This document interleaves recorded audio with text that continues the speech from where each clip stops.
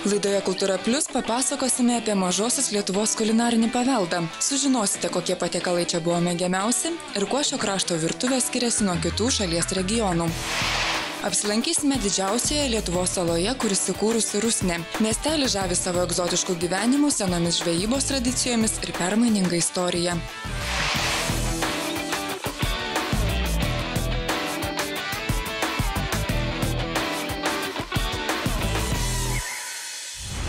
Sveiki, artimiausią pusvalandį su jumis bus laida Kultūra Plius, pasakojanti apie mažosios Lietuvos kultūrą ir istoriją. Papasakosime jums apie vieną mažosios Lietuvos gyvenvietę ir pristatysime kultūrinį paveldą.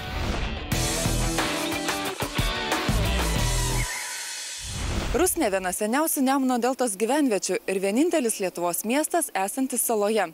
Dėl neįprastos savo gamtos ir egzotiško kraštovaizdžio Rusnė yra viena originaliausių vietų Lietuvoje. Kviečiu šiandien apsilankyti šioje saloje ir sužinoti Rusnės istoriją. Rusnės vardas labai senas. Jis susijęs su žodžiu rusenti, lėtai tekėti. Gyvenvietės pavadinimas kilo nuo Rusnės upės vardo. Taip yra vadinama Nemuno atšaka nuo Gilijos iki Atmatos. Nei vienas piliakalnis, nei viena kapavietė neliudija, jog čia gyventa žmonių.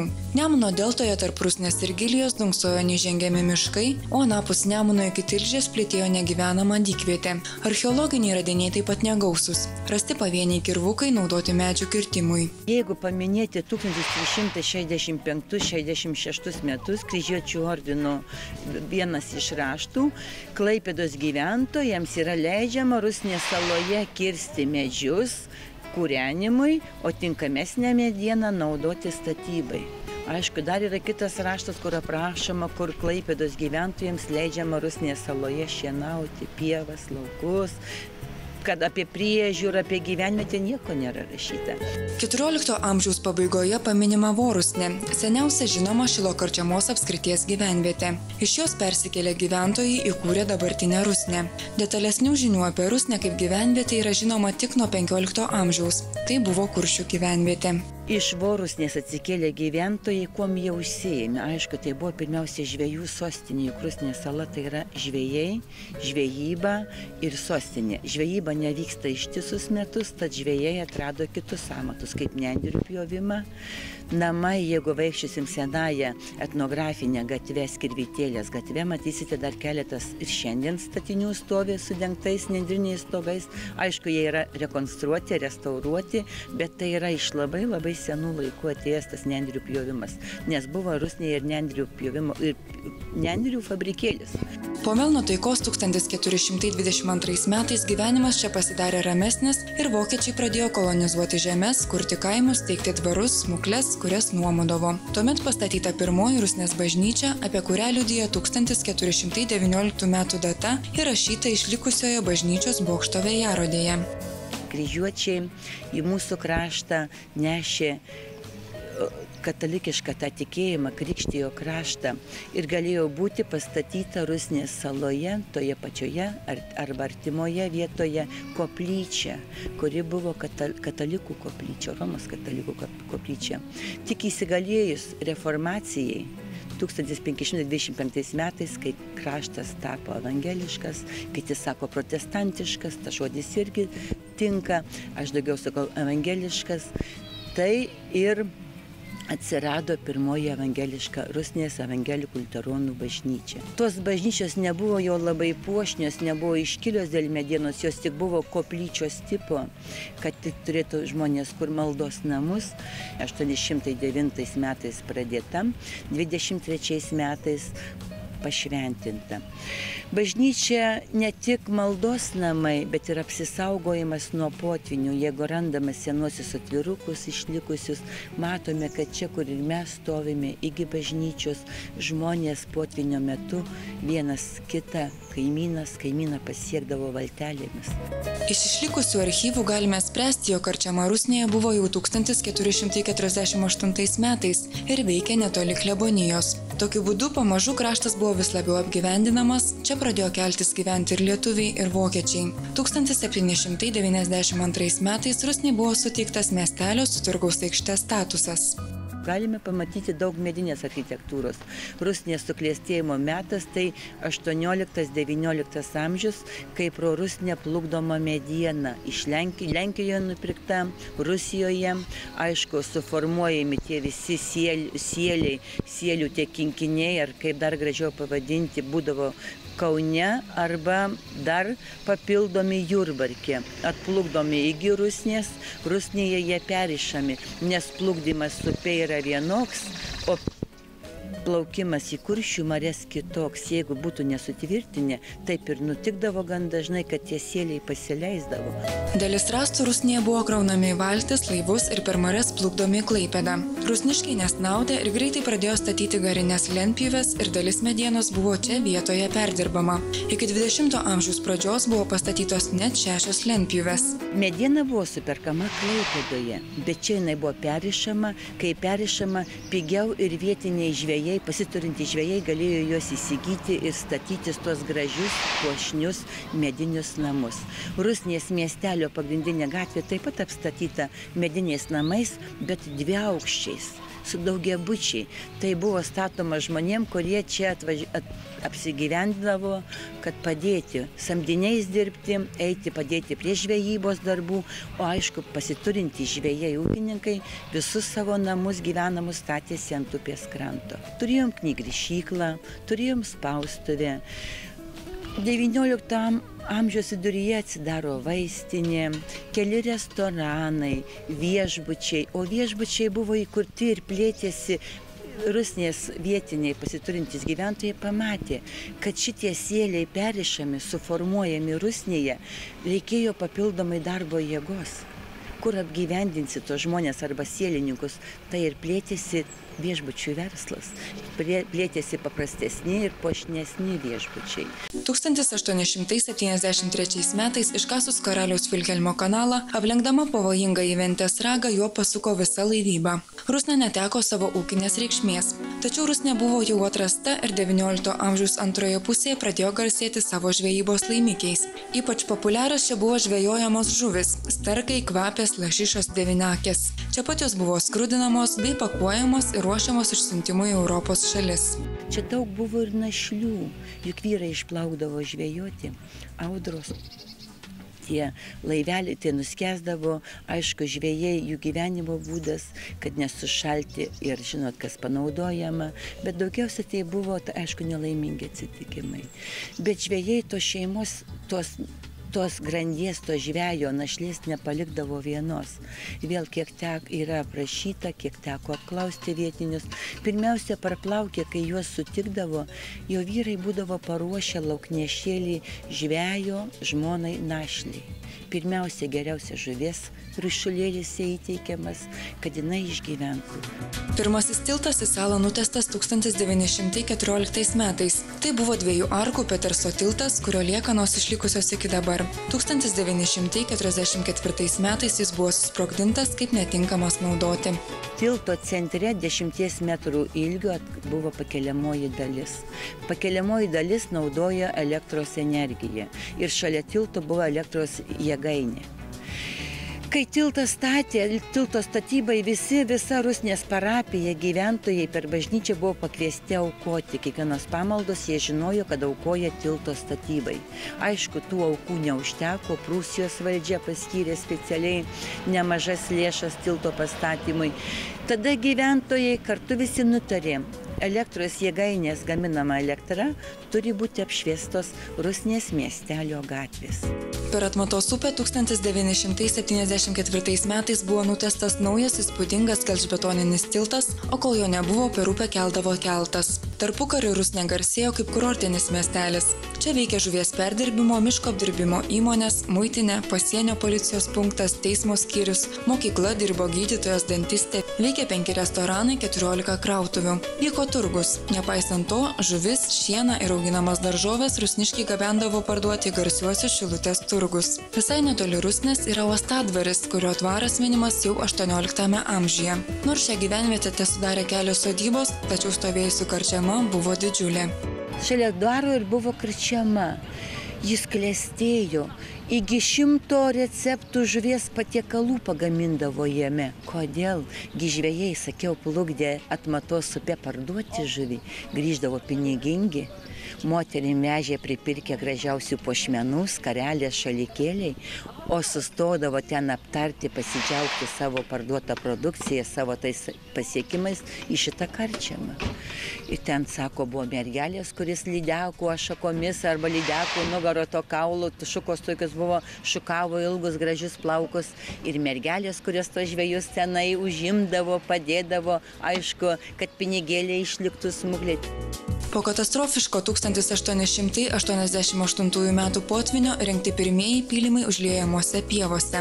1907 metais pastatyta vandens kėlimo stotis, karo turbina susiurbianti pievų vandens perteklių ir nukreipianti į link Nemuno deltos. Rusnė nukentėjo traukiantis vokiečiams, kurie bėgdami susprogdino Peterso tiltą. Sovietams apšaudant nukentėjo ir pats miestelis, buvo sugriautas naujasis Rusnės paštas. Tačiau gyvenvietės naikinimas prasidėjo sovietmečiu. Karo metu apgriauti pastatai nebebuvo remontuojami, o tiesiog griauti. Išlikę vaizdingi pastatai nevykusiai perdirbinėti, naikinant būdingiausius jų bruožus. Tarybiniais metais Uostadvaryje buvo auginamos antis. Vienu metu jų skaičius siekė net 1 milijoną. Rusnėje veikia žuvies apdirbimo bendrovė. Šiandien Rusnės saloje gyvena daugiau nei 1000 gyventojų, kurie užsima labai įvairia veikla. Mažytė dalis, kurie produkciją apdirba, reiškia rūkinama savo mažosiuose rūkyklėlėse. Turime žemės ūkio bendrovę Sala, kurie tai užsiima žemės ūkiu. Turime medžio apdirbimo cechą, tai yra UAB Skatulė, kuri gamina langus ir duris jau eilę metų. Po to mažytė dalelytė yra užsiimantis kaimo turizmu žmonės. Ir po to ūkininkai, pavieniai ūkininkai, kurie turi pieno ūkius, kurie augina bulves, mūsų labai geros žemės. Ir mes turbūt anksčiausiai iš mažosios Lietuvos, turbūt anksčiausiai, kad ir iš visos turbūt Lietuvos anksčiausiai sodiname ankstyvasias bulves ir jas anksčiausiai kasame. Turime strateginius 2 renginius, tai yra mūsų laivininkų šventė ir turime šaktarpio šventę. Kadangi iš savivaldybės pinigų galime gauti tik vienam renginiui metuose, būtent tokiam, tai mes pamečiui darome. Vienais metais darome šaktarpio šventę balandžio pradžioje, žiūrint kaip pavasaris, bet kuo anksčiau, kada dar ledai neišėję, ir sekančiais metais jau darome rugpjūčio 1 savaitgalį, darome laivininkų šventę. Atstatinėjami mūsų senieji kultūros namai. Jau europiniais projektas ir tikimės, kad tikrai turėsime gražų pastatą. Žmonės mūsų nuo sovietmečio turėjo didelius gražius kultūros namus, labai ilgėjosi ir etnocentras visada mums yra atvertas, bet labai mažos patalpos. Mes turime ne vieną bendruomenę, viena iš aktyviausių tai yra Rusnės bendruomenė Rusnės sala.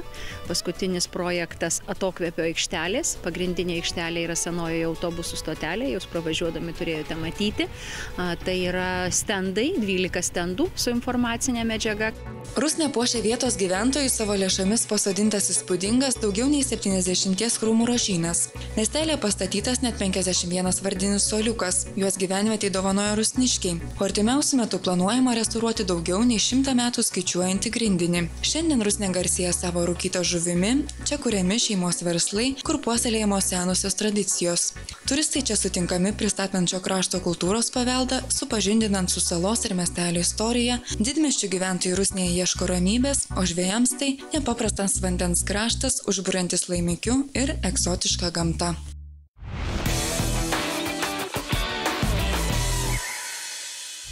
Netrukus papasakosime apie mažosios Lietuvos kulinarinį paveldą.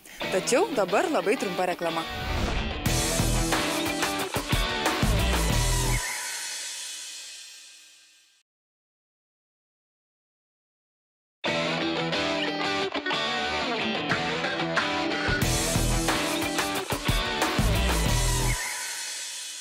Nuo seniausių laikų svarbiausia vieta namų ūkyje užimdavo valgio gaminimas. Laikui bėgant keitėsi valgio gaminimo principai ir vieta, tačiau mažojoje Lietuvoje susiformavo išskirtinis kulinarinis paveldas. Šiandien apie jį ir norime papasakoti laidoje. Seniausios žinios apie mažojoje Lietuvoje gaminamus patiekalus siekia prūsų laikus. Apie maistą užsimenama vyskupų įsakose. Antai 15 amžiuje Sembos vyskupas sako, kad prūsai turėtų susiprasti ir šermenims daryti mažesnį kiekį alaus bei skersti menkiau gyvulių. Lietuvininkų patiekalai skiriasi nuo žemaičių, mat į mažąją Lietuvą valgio gaminimo tradicijos keliavo iš vakarų Europos. Įtaką darė vokiškoji kultūra. Kadangi visoje Lietuvoje per pusryčius ką valgydavo? Dažniausiai virdavo košę, sriubą, o lietuvininkai patys pirmieji pradėjo valgyti ne bet ką, o sumuštinius. Aišku, jie juos vadino buterbrodais. Buvo toksai paprastas pusrytis ir toksai jau kitoks dar prieštakis. Ankstyvasis pusrytis, tai per ankstyvąjį pusrytį jie stengdavosi pavalgyti kokį sumuštinį, o jau per tą tokį paprastąjį, stiprųjį pusrytį, kuomet visi susėsdavo ir valgydavo, tai būdavo galima paragauti ir kėžo, ir gliumzio, ir vurškio, ir šmanto. Tai va, ką aš išvardinau, kėžas yra toks fermentinis sūris, kuom šitas kraštas labai garsėjo ir jos gamindavo visur, visoje mažoje Lietuvoje. Gliumzis tai yra varškė arba suspaustas varškės sūris, vurškiu vadino dešrą, šinkiu vadino kumpį. Po pusryčių būdavo priešpietis. Šis valgymo etapas itin ryškus tais metų laikais, kuomet žmonės dirbdavo laukų darbus, dažniausiai pavasarį ar vasarą. Kada šeimininkės neša į kiocį, tai yra į krepšą, įsideda irgi kėžo, neša plyckų, tai yra bandelių, neša pomelių, irgi tokių kaip iš kviečių miltų iškeptų pyragėlių ir neša tiems vyram pašmėkioti. Pašmėkioti yra paragauti. Pietus net ir pačiame mažosios Lietuvos regione buvo skirtingi. Patiekalai priklausydavo nuo to, kokioje vietoje gyveno žmonės. Jei prie vandens, dažniausiai pietums buvo patiekiami žuvies valgiai, retai kada mėsos. Kai tuo tarpu turtingesni laukininkai ir pievininkai mėsą valgydavo dažniau. Lietuvininkai pietums mėgdavo kepti kliopsus, taip vadinamus kotletus. Sriubas jie vadino pagal vyraujantį komponentą. Jeigu sakydavo būtinai per pietus būdavo sriuba, zupė. Taip jie sako dažniausiai apie sriubą. Tai jeigu germolinė, tai reiškia morkų sriuba. Jeigu ten lapinė, tai reiškia ne bet kas lapinė yra, o raugintų kopūstų sriuba pagal seną. Po pietų ateidavo paliaunagė, taip vadintas pavakarių metas. Paliaunagė būdavo valgoma ribotą laiką, nuo tada, kai atskrisdavo gandrai iki jų išskridimo. Paliaunagė gandras prie mūsų atneša. Na ir tai čia yra išskirtinis valgymas, kadangi netgi palaunagę valgė ne tik tie, kurie dirbo laukus, žemę, bet ir tos moteris, kurios likdavo namuose, kadangi tai yra jų atsipūtimas. Jos susėsdavo prie verandos, kažkokiam kiemelyje, su draugiam, būtinai įsivirdavo kafijos, būtinai šventas reikalas įsivirti kafijos, išsikepti pyrago arba vofelių ir šmekioti. Vakarienė vadinta večerė, po kurios dar galėjo būti ir vėlyva vakarienė vadinama liaunagė. Labai mėgdavo žąsis rūkytas, virdavo vakarieniai rūkyto žąsies ir pupelių sriubą. Labai mėgdavo gaminti kokelenskę, tai kokelenskė yra tokių tarkuotų kaip kleckelių sriuba. Taip mėgdavo košės virti. Aišku, vėlgi ir stipresnių patiekalų išsivirdavo, pasigamindavo, karšti dažniausiai būdavo patiekalai. Šis kraštas ypač garsėjo savo pyragais ir kepiniais, visose miesteliuose buvo cukrainės ir kepyklos. Tik riestainių vadinamų barankų šiame krašte nebuvo, jas parveždavo iš Žemaitijos. Tie pyragai buvo jų išskirtinis bruožas, o per šventes tai jisai dar labiau išryškėdavo, kadangi ir sekminės, ir Velykos, ir Kalėdos, ir jų švents Martins visada buvo kupini gardžiausių pyragų, su pudingais perteptų, su kremais, aguonom apkaišytų ir visokiais būdais cukrum apibarstytų ir visai kaip papuoštų ir tikrai labai labai gardžių. Nes tik šito krašto moteris mokėjo tokius pyragus kepti. Žiemos švenčių metu lietuvininkai būtinai kepdavo žąsį, net ir per kūčias, mat evangelikams liuteronams pasnikauti nereikėjo. Taip pat virdavo šiupinį su daug kiaulės uodegų ausų, pažandžių, kepdavo kugelį. Velykų stalas džiugindavo pyragų gausa. O šitam krašte, jeigu kviečia prie stalo, tai kviečia kafijos ir pyragų. Kultūra tokia. Na, moteris, kurios jau išvykdavo į Tilžę, Karaliaučių, aplankydavo Memelį, jos be abejo įsigydavo pupelių kafijos. Kadangi iš vakarų Europos čia kuo plačiausiai paplistusi buvo. Na, o tie, kurie netaip plačiai keliavo, tai gamindavosi iš miežių kafiją, gamindavo iš gilių ją. Jeigu pavykdavo nuvykti į tas vietas, kur yra cikorijos, arba iš Tilžės parsivežti cikorijų ampilo, tai gamindavo iš cikorijų kafiją. Sakoma, kad kafija buvo tokia populiari, kad net išstūmė pusrytinę sriubą. Balintą kafiją gerdavo net maži vaikai. Žemaitė stebėjosi, kaip galima tą juodą brūdą gerti, o lietuvininkės šį gėrimą laikė atgaivą. Seniau užsukusi bet kurio lietuvininko namus pasitikdavo kafijos kvapas. Dar gerta žolelio arbata vadinta tyja. Moteris mėgdavo skanauti naminį serbentų vyną, o vyrų mėgstamiausias gėrimas buvo alus. Jeigu tas gėrimas pivuks alus yra namuose daromas ir yra pavirinamas su miltais, tai jis jau vadinamas mandriau, paščiuks. Dėkčio mane mėgsta pašiūką, kožną, večerį gal šmėkio, taip jie sako. Degtinę jie vadindavo brandviniu, skanindavo įvairiai. Įdomu tai, kad šiame krašte nemokėta virti naminės degtinės, ją atsiveždavo iš Žemaitijos. Rusnės kraštas garsėjo punšais. Būta karšto rusnės vandens punšo, gaminamo iš kelių komponentų, rusnės pieno punšo, rusnės arbatos punšo, tokie išskirtiniai ir tikrai labai gardus gėrimai. Vyrai mėgdavo meškinį, o meškinis tai toksai stiprus gėrimas, sako, ne vienam apsukdavo galvelę, kadangi jis yra gaminamas iš spirito, vandens ir medaus.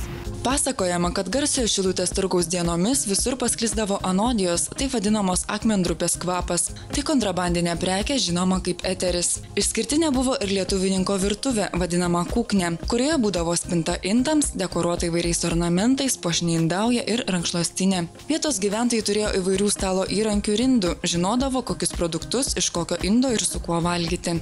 Mažosios Lietuvos kraštas ypač garsėjo savo žuvies patiekalais. Neatsiejama raciono dalis žuvienė, apie kurios gaminimą mums pasakojo Rusnėje gyvenantis amatininkas, kuris juokauja, kad per metus išverdamos žuvienės kiekyje galėtų paskesti.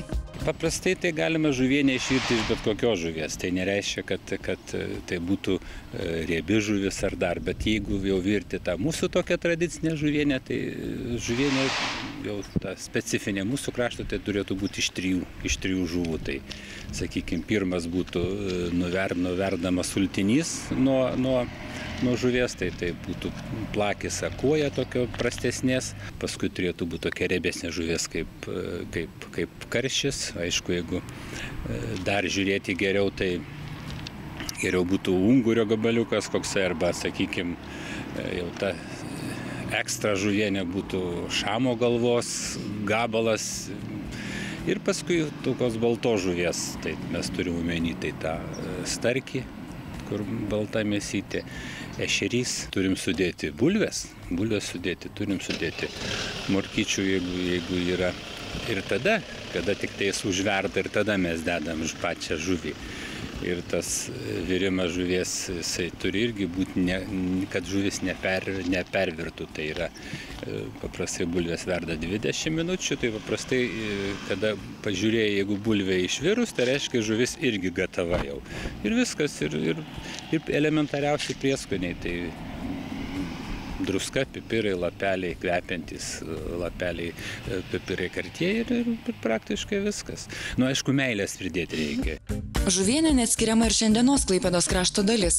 Šilutėje jau 5 metus iš eilės vyksta žuvienės turnyras, kuris kasmet susilaukia vis didesnio susidomėjimo. Atvykusius turistus, pristatydami šio krašto paveldą, vietos gyventojai vaišina ne tik žuvienę, bet ir ypatingų šiupenių ar gardžiais vafliais. Muziejai, įvairios turizmo įstaigos organizuoja įvairius seminarus, siūlo pažintinius maršrutus, kurių metu pristatomas išskirtinis šio krašto paveldas.